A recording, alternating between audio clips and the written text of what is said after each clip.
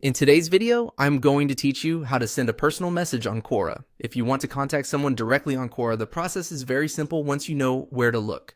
In this walkthrough, I'll guide you through opening the messaging area, creating a new message, choosing the person you want to contact, writing your message, and sending it. To begin, make sure you're logged into your Quora account and you're on the main Quora website.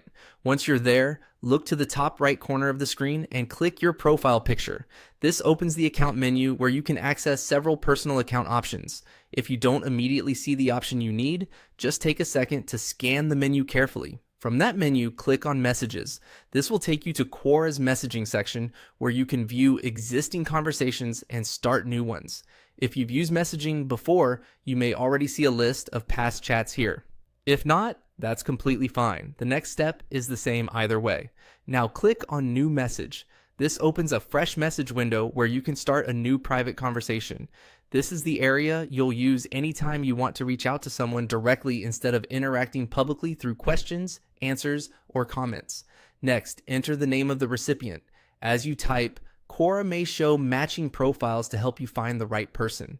Take a moment to make sure you select the correct profile, especially if the name is common or if several similar results appear. Choosing the right recipient before sending is always a good habit. Once the recipient is selected, move to the message field and type your message. Keep your message clear and polite, especially if you're reaching out for the first time.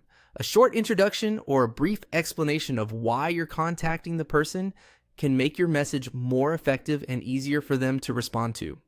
After you've written your message, give it a quick review to make sure everything looks the way you want. This is a useful moment to check for spelling, clarity, and tone before sending.